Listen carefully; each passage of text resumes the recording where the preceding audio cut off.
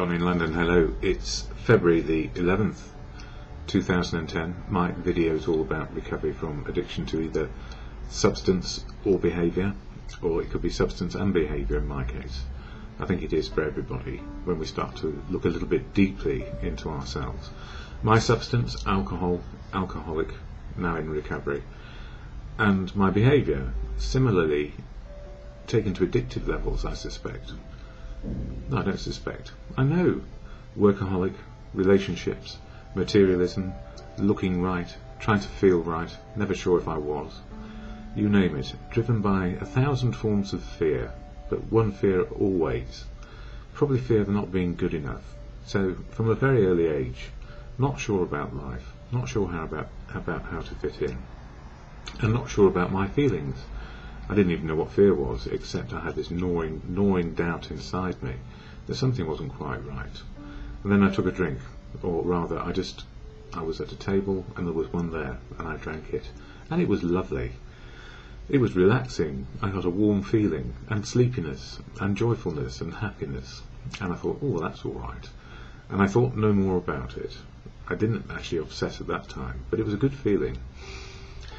And all the way along, I guess, trying to fit in, put on a brave face, don't tell anybody what's going on. Yes, all the things about not letting you know who I was, because I had no clue either. So these days it's better to know a little bit more about myself. I suggest to myself, who am I in the morning? Well, I don't know particularly, but by the end of the day maybe I know something more interesting. I've done something useful. I've realised it's okay to be loved by other people and to love them back. And that's either in fellowship, brotherhood, sisterhood, or whatever it is, as long as I know what I'm doing and what I can do and what I can't do on a daily basis. So recovery these days, being sober, makes my life possible. And before, in the final days where I was 24/7 drinking, I would wake up to feel, I just wish I hadn't woken up again. Why don't I just stay asleep forever? And that's a desperate place to be. And when we're in it, we don't actually see it. We just don't want it anymore. We don't want to continue this cycle of self-harm, because that's what it is. And it's misery. That's when we get over the denial bit, I guess, that life has gone to pot, or it's just gone down and down and down. So wherever we end up, normally, we have a rock bottom, and if we're lucky, we survive it. Many people don't, and some of my rock bottoms along the way have involved being in intensive care in hospital. Not because I chose to be there, but because unfortunately at the time I was still alive. So that rock bottom with a moment of clarity was, I cannot do this on my own. I cannot get out of this, whatever it is I'm in. And I didn't even really call myself an alcoholic. I just knew that life was just awful and terrible, and I knew no way out. So these days, just very gradually, each day, I get a choice in life to know a little bit more about who I am, how to be useful, be loved back, and make some sense of being on the planet. And it is a spiritual journey for me. It's living in the truth of now, living in the moment, be it imperfectly perfect. Because without imperfection, if in fact it is imperfection, I don't think it is. It's perfectly as it's meant to be, or it can be right now. So whether it's nature and providence, or God, or a universal force that is going on, may the force be with us, and see how we go. So AA, the Fellowship of AA, Alcoholics Anonymous, helps me understand how to be sober one day at a time. And if I'm sober, then the rest of life can work. And that means being involved in family, community, society, being allowed and understanding it's okay to have my opinion, my beliefs and my faith, and that I need not tread on anybody else's, but I can have mine and how they work for me. So these days, what's my higher power in life? Well, the truth of now. Being able to absorb from people, places and things what's going on, and to take account of the world as it is, and not how I might think it ought or should to be. It should be. So these days it's about fitting in, being a part of, being included, rather than excluded, isolated and fearful. So what's important to me? Understanding that sometimes a bit of fear, putting on a brave face, an ego will save me, but it's not a good place to live all the time. What's better for me is to have a bit of courage, faith and confidence to face what's in front of me. And the Fellowship of AA helps me do that by understanding it's okay to be me.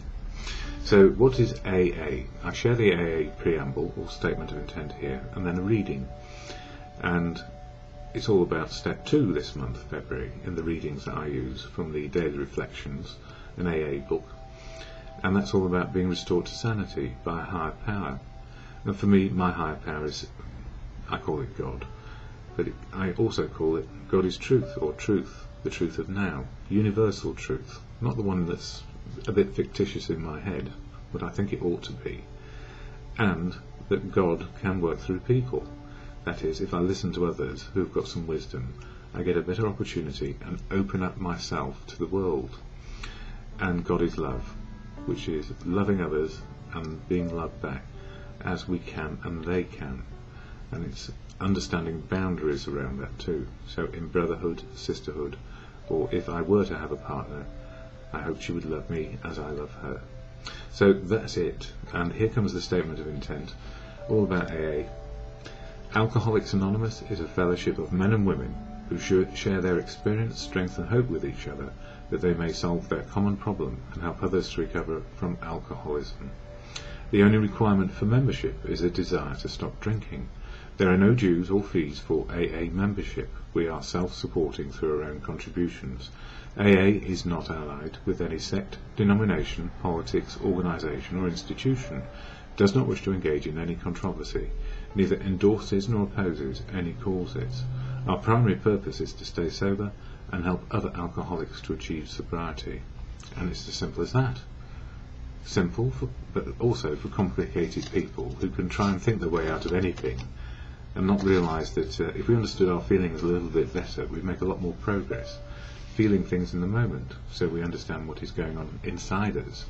And they say it's an inside job, recovery, because outside fixes don't work. So today's reading in the Daily Reflections, this book, 1 page a day, and it's for February 11th, so they get on the right page. It says here, the limits of self-reliance. We asked ourselves why we had them fears. Wasn't it because self-reliance failed us? And it goes on to say, all of my character defects separate me from God's will. Well, that's the truth of now for me. So my fear can keep the truth out. When I ignore my association with Him, I face the world and my alcoholism alone, and must depend on self-reliance. And my self-reliance went to self-will, self-obsession, self-harm, self-will run riot. I've never found security and happiness through self-will, and the only result is a life of fear and disconnect, isolation and exclusion. God provides the path back to Him and to His gift of serenity and comfort. First, however, I must be willing to acknowledge my fears and understand their source and power over me. I frequently ask God to help me understand how I separate myself from Him. And the simple answer for me, if I'm separating myself from the truth of now, separating myself from the wisdom that I can get from other people, and separating myself from the love that is surrounding me, as much as I can love others, and learn how to do these things, then I'm on my own. And all I know is that in fellowship I'm not on my own. I'm included, a part of, and allowed to understand what choices I can make on a daily basis.